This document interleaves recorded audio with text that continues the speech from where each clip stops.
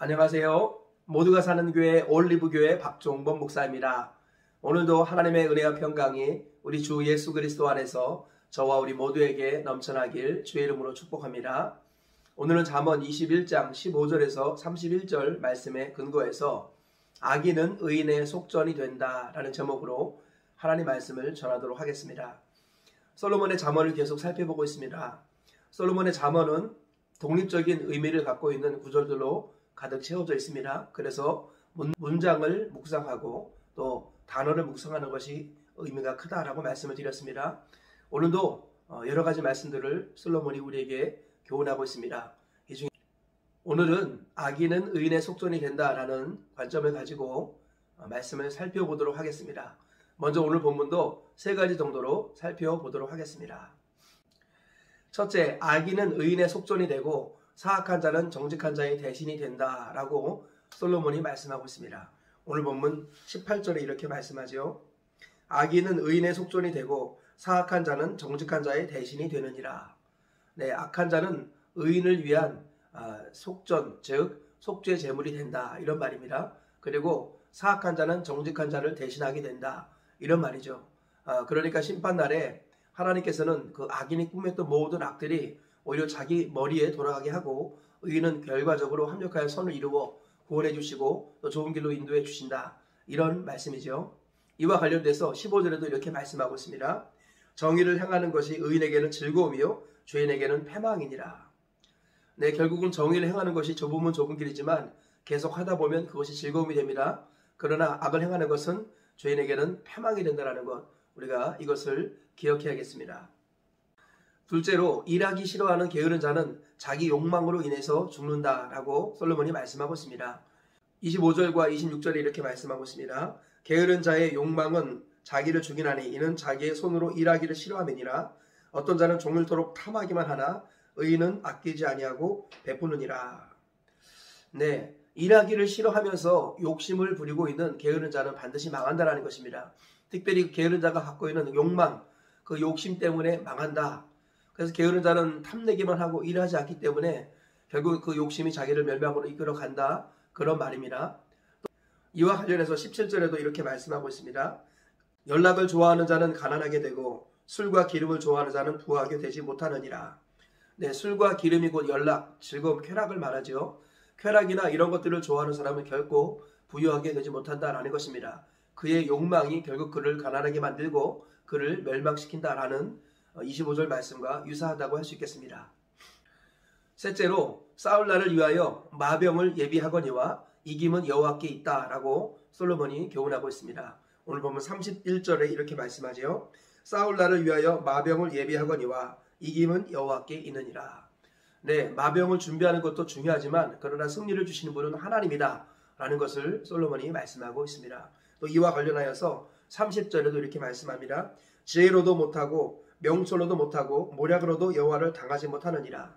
결국 지혜가 필요하고 명철과 모략도 필요하지만 결국은 여호와를 이길 수 없다라는 것이죠.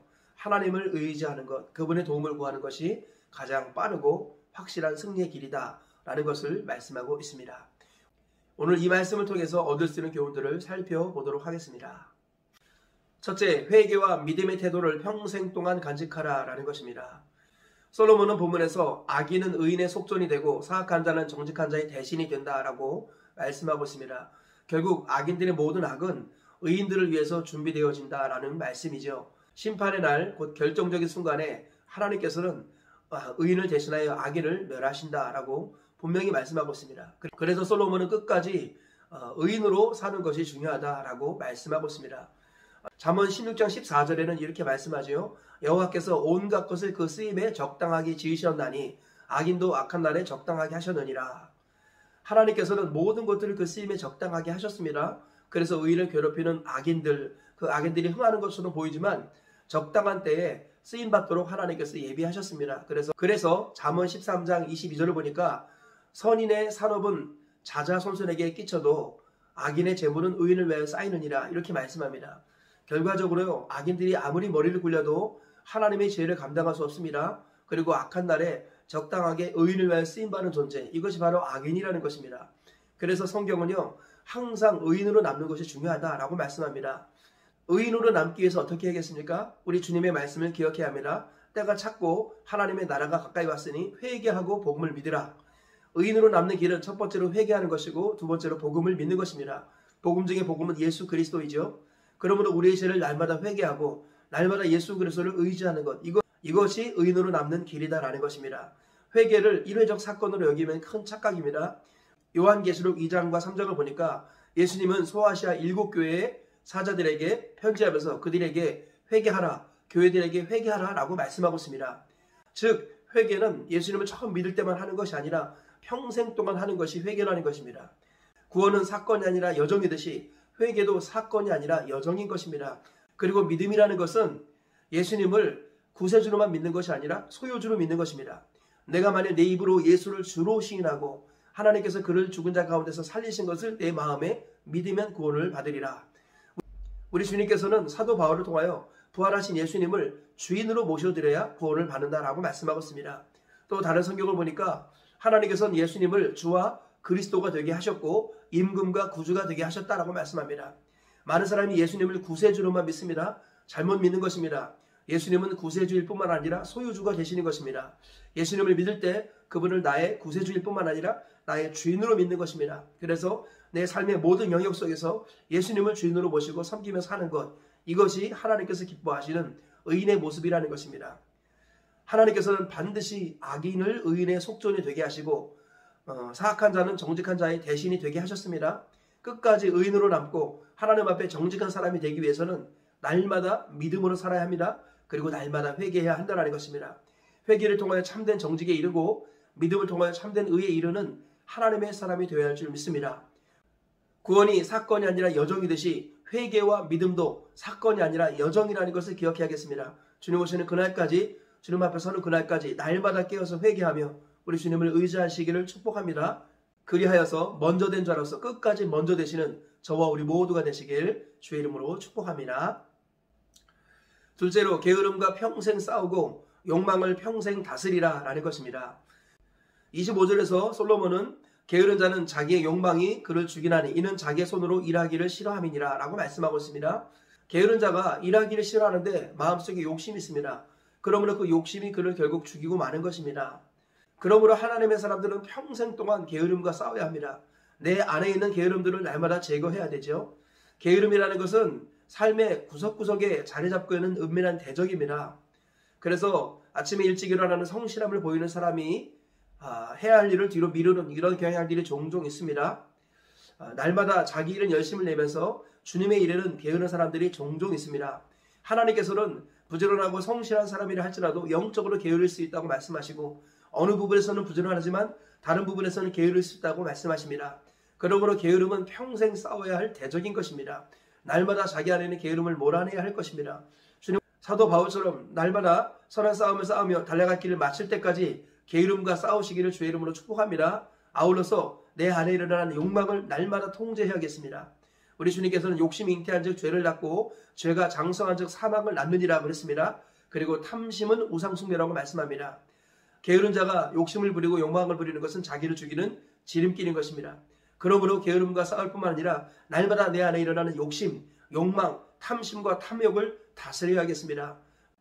그래서 내가 없는 것으로 인하여서 갈증을 느끼기보다는 이미 가지고 있는 것에 감사하는 습관을 길들여야겠습니다. 하나님께서 주신 모든 은혜에 대해서 먼저 감사하며 만족하는 법을 배워야겠습니다. 그리고 정말 필요하다면 하나님께 도움을 구하여서 하나님의 때에 하나님의 은혜와 능력으로 응답을 이루는 하나님의 사람이 되어야 할 줄 믿습니다. 우리 주님께서는 날마다 게으름과 싸우고 평생 동안 욕심과 욕망을 다스리라고 말씀하고 있습니다. 이것이 우리 신앙생활의 중요한 숙제라는 것을 기억하시면서 끝까지 믿음 지키고 승리하기 위해서 게으름과 싸우시고 욕망을 다스리는 우리 모두가 되셔서 마지막 날 영광스럽게 주님 품에 안기시기를 주의 이름으로 축복합니다. 첫째로 할 수 있는 한 최선을 다해 준비하되 결과를 하나님께 맡기라 라는 것입니다. 31절에서 솔로몬은 싸울 날을 위하여 마병을 예비하거니와 이김은 여호와께 있느니라 라고 말씀합니다. 마병을 예비하는 것, 이것은 전쟁을 준비하는 데 있어서 중요한 것입니다.